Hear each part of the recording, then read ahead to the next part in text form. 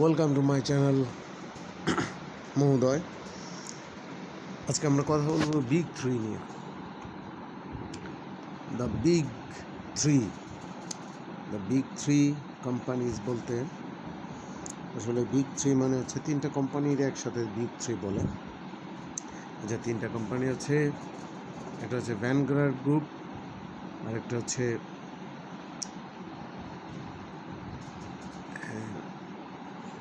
আমি তার নামটা ভুলে গেলাম, আর একটা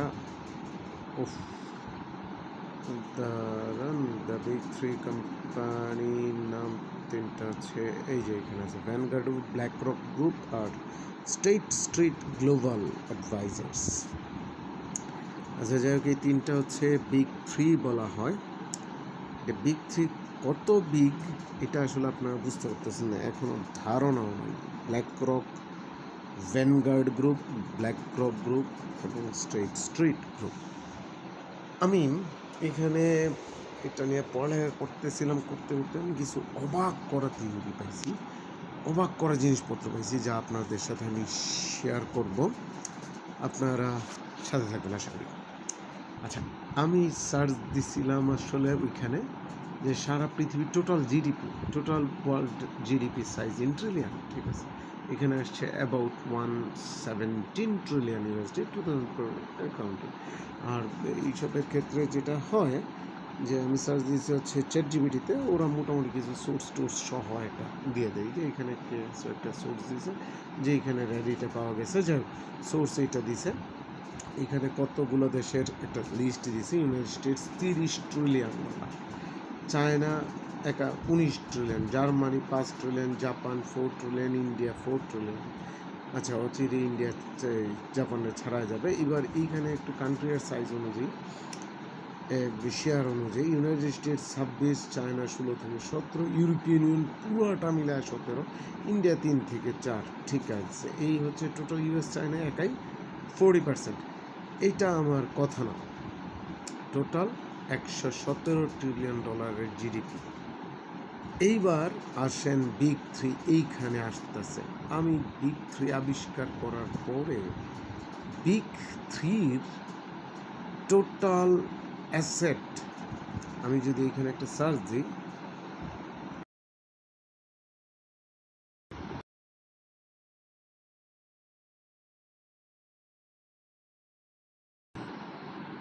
big three, okay, total asset of big three set আসছে, সরি,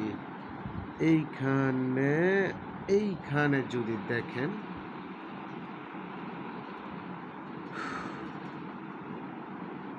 আপনি এইবার বুঝতে পারছেন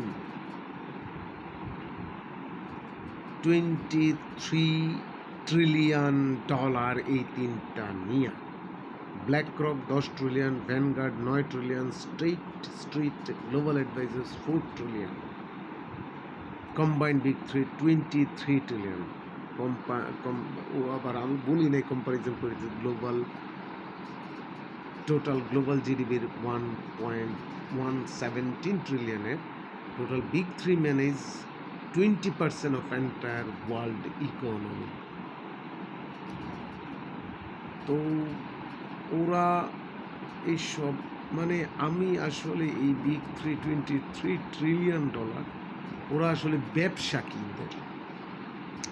আচ্ছা, এই কোম্পানিগুলো আমি যদি একটু সংক্ষেপে বলি, এই কোম্পানিগুলো আসলে নিজেরা কোনো কিছু প্রডিউস করে না, ওরা জনগণের এখান থেকে টাকা নেয়, শেয়ার বাজারে ওরা এনলিস্টেড, অনেক শেয়ার বাজারে enlisted.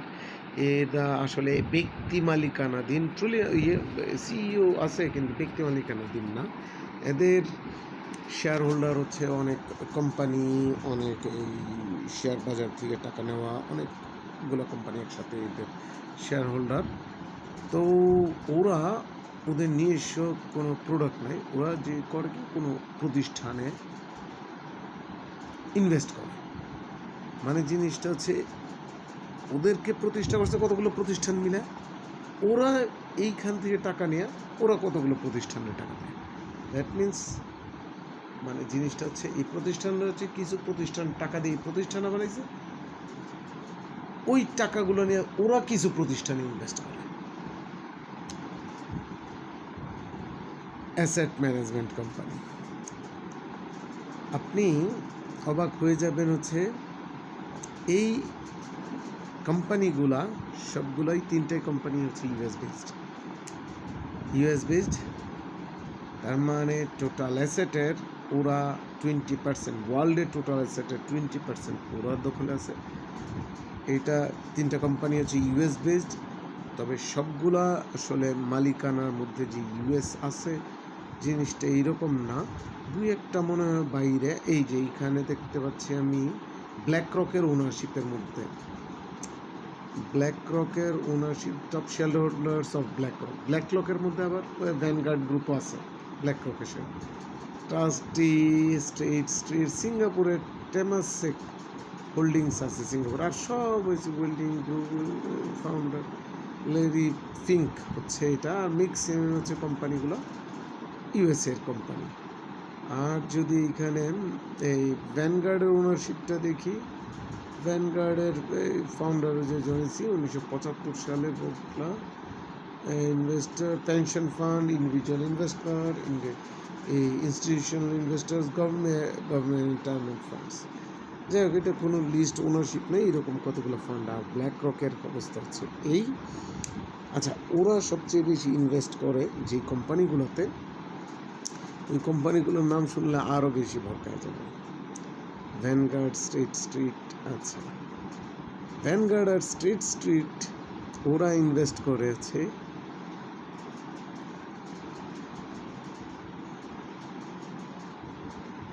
Share holder Lockheed Martin এর স্টেট স্ট্রিটের শেয়ার হচ্ছে 14 থেকে 15%, ভ্যানগার্ডের হচ্ছে 9%, ব্ল্যাক রকের হচ্ছে 7 থেকে 8%। মানে এরা তিনজনেই হচ্ছে অলমোস্ট প্রায় 15-30, অলমোস্ট 30%-এর উপরে ওরা একসাথে। আর বাকিরা আছে অন্য অন্য দেশের কোম্পানি, সবই আবার ওই লকহিড মার্টিন। আর আরেকটা কোম্পানির অবাক হয়ে যাবেন, ওইখানে শেয়ার আছে ওদের, এটা হচ্ছে বুইংয়ের শেয়ারের মধ্যে ভ্যানগার্ডের 9%, ব্ল্যাক রকের 6 থেকে 7%, ক্যাপিটাল রিসার্চের আছে 5 থেকে 6%। এইখানে মানে স্ট্রেট স্ট্রিট আছে, মানে এদের নিয়েও অলমোস্ট 20-25% শেয়ার মালিক ওরাই। আচ্ছা, বুইং আপনারা জানেন সবাই যে বুইং কি বিমান বানায়, যাত্রীবাহী বিমান বানায়। আসলে তা না জিনিসটা, বুইং যাত্রীবাহী বিমান ছাড়াও অনেক কিছু বানায়, যেটা অনেকেই আমরা জানি না। আর লকহিড মার্টিন, যারা আপনারা জানেন, লকহিড মার্টিন মূলত, এটা সচরাচর জানার কথা না, লকহিড মার্টিন মূলত হচ্ছে উইপন বানায়। দুইটা বুইং যাত্রীবাহী বিমান ছাড়াও কিন্তু উইপন বানায়, যেটা আপনারা হয়তো অনেকেই জানেন না, আর যারা জেনে তাদেরকে জানেন। বুইং উইপন বানায়, লকহিড উইপন বানায়, এবং সারা পৃথিবীর বড় দুইটা উইপন ইন্ডাস্ট্রি হচ্ছে এই দুইটা। ওরা কি পরিমাণ উইপন বানায় এটা যদি আপনারা দেখেন, আমি যদি দেখাই যে ওদের একটা কম্পারিজন আমি মানে দেখছি এখানে, ওদের কি বানায় আসলে মূলত হচ্ছে এই বুইং গুরুত্ব দেয় হচ্ছে, কোম্পানিটা গুরুত্ব দেয় হচ্ছে মূলত যে এই মেরিন টাইপের অস্ত্রগুলোর মধ্যে বুইং বিজনেস করে, আর লকহিড বিজনেস করে মূলত ফাইটার, মিসাইল ডিফেন্স, এই জিনিসগুলোতে আসলে মূলত লকহিড মার্টিন গুরুত্ব দেয়। কিন্তু তারপরে ওদের একটা উইপনারি লিস্ট আছে, এই যে আমি উইপনারি লিস্টটা এখানে বের করছি, লকহিড মার্টিন আর বুইংয়ের উইপনারি লিস্ট, লকহিড মার্টিনস এবং উইপনারি লিস্ট। এইখানে অনেকগুলো দেখা যাচ্ছে, F-16, F-35 এগুলো লকহিড মার্টিনের, F-15টা হচ্ছে বুইংয়ের। আপনারা কি জানতেন F-15 বুইংয়ের? আপনারা জানেন 777, বুইং ম্যাক্স, এইগুলো জানেন, কিন্তু F-15 বিমানটা বুইংয়ের। এরপর হচ্ছে antiship missiles, harpoon missile, antiship missile. আচ্ছা, এই থার্ড ক্ষেপণাস্ত্র যেটা আপনারা জানেন, এটা কিন্তু লকহিড মার্টিনের তৈরি। আর প্যাট্রিয়ট যেটা আপনারা জানেন, এটা বুইংয়ের তৈরি। দুইটাই আমেরিকার জিনিস, দুইটাই আমেরিকা ইউজ করে। মজার ব্যাপারে এগুলোর মধ্যে আমেরিকান গভর্নমেন্টের কোনো রকম এই কোম্পানিগুলোর মধ্যে আমেরিকান গভর্নমেন্টের কোনো রকম শেয়ার নাই, যা আছে ওই 3টা কোম্পানি সহ অন্যান্য কোম্পানি, আর পেট্রোল ভেসেল এরকম তৈরি করে। আচ্ছা, এরা এই 2টা কোম্পানির এই যে এখানে বলা আছে অনেকটুকু থার্ড হারপন্স আছে, military aircraft purchasing guide bombs এইগুলা বানায় বুইং। এদের দুইজনই মানে এরা দুইজনের মধ্যে আমি এইটাও দেখছিলাম যে এরা দুইজনের মধ্যে বড় কে, বড় আসলে লকহিড মার্টিনেজ বড়, এখানে দেখা যাচ্ছে লকহিড মার্টিনেজ 64., এবং 5 বছরের ওদের ডাটাও আমি নিছি। 5 বছরের ডাটা অনুযায়ী প্রায় 60-65 বিলিয়ন ডলারের বিজনেস করে লকহিড মার্টিনেজ, আর বোয়িং বিজনেস করে হচ্ছে প্রায় অ্যারাউন্ড $30 বিলিয়ন বিজনেস করে। আচ্ছা, এইটা করে এদের মূল পারচেজার কে? মূল পারচেজার মূলত আমেরিকা, এরপরে ন্যাটো অ্যালাইজ দেশগুলো।